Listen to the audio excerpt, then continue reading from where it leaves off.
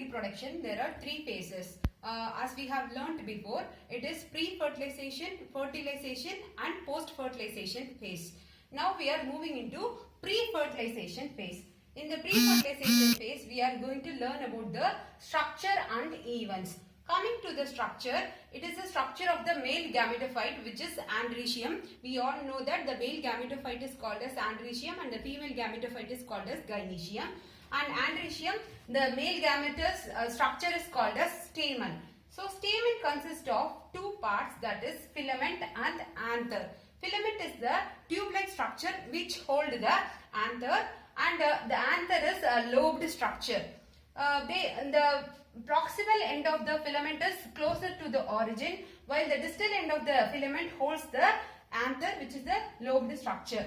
The lobe is called as theca, and if there is only one lobe, it is called as monothecous, and it is seen in the family of Malvaceae. Malvaceae have a monothecous anther which has only one lobe, whereas if there is two lobes present, then it is called as dithecous. We all know that di means two, so two lobes are present, then it is called as dithecous, and each theca has two pollen sacs.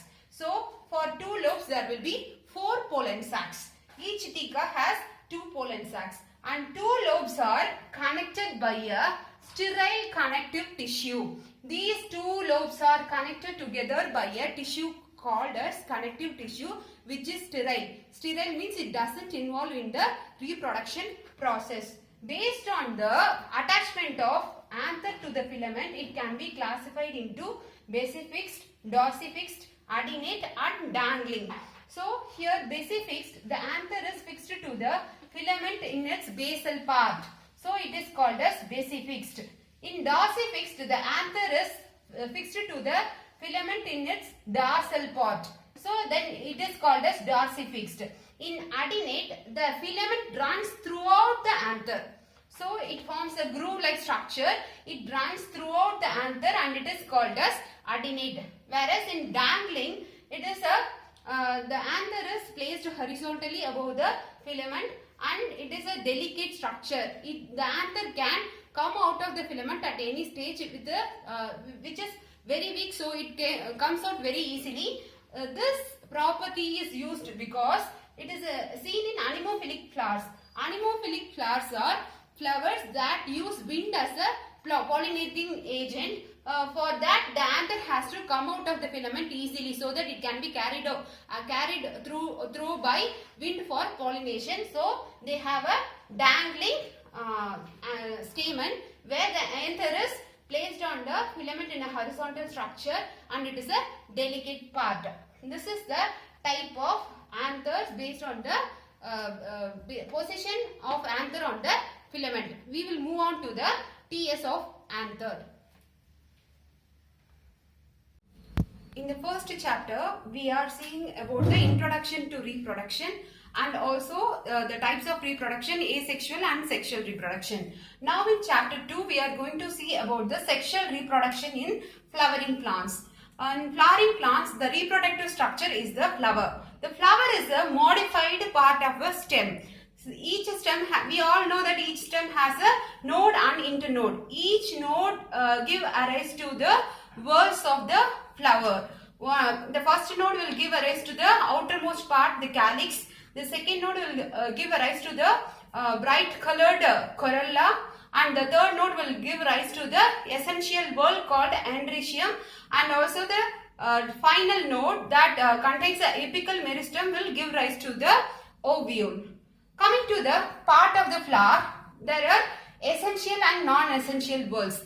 The essential whorls are androecium and gynoecium, which helps in the formation of embryo. Androecium is nothing but the male gametophyte and gynoecium is nothing but the female gametophyte. The non-essential whorls consist of calyx, corolla and bract. Bract is the outermost structure. Okay.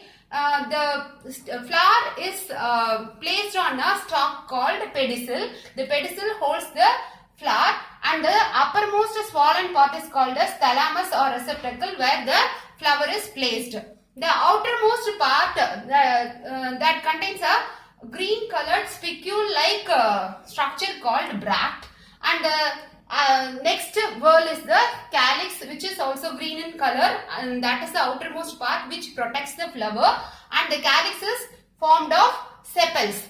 If the sepals are fused, they are called as gamosepalous. If they are free, they are called as polysepalous, and calyx is the outermost layer of the flower. The next one is the bright colored corolla.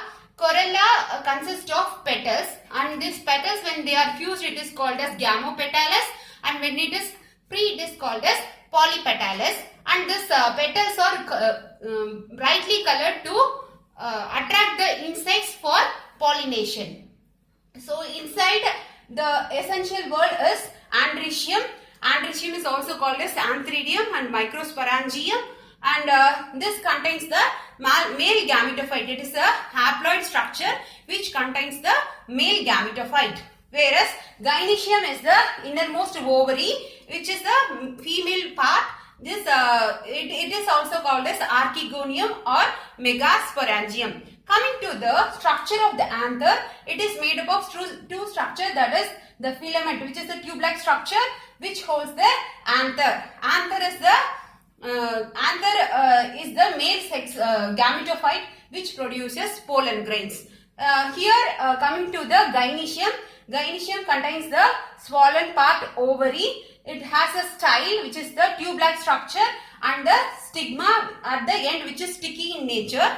This stigma will come in contact with the pollen grain. The pollen grain will stick to the stigma and forms a pollen tube through which the male gamete enters into the style and reaches the ovary. Thus the fusion of male and female gamete takes place and a embryo is formed. It is a structure of the bisexual flower. We have already learned that what is bisexual flower. Bisexual flower, both male and female gametophyte is present. If it is unisexual, only male organ is present or female organ is present. If anther alone is present, it is called as staminate. If carpel alone is present, it is called as pistillate. The female sex organ is called either carpel or pistil. This is the structure of the flower, and the study about flower is called as floriculture, and the arrangement of flower and the pedicel is called as inflorescence. These we have learned in 11th standard itself. We will move on to the pre-fertilization event of the sexual reproduction in flowering plants.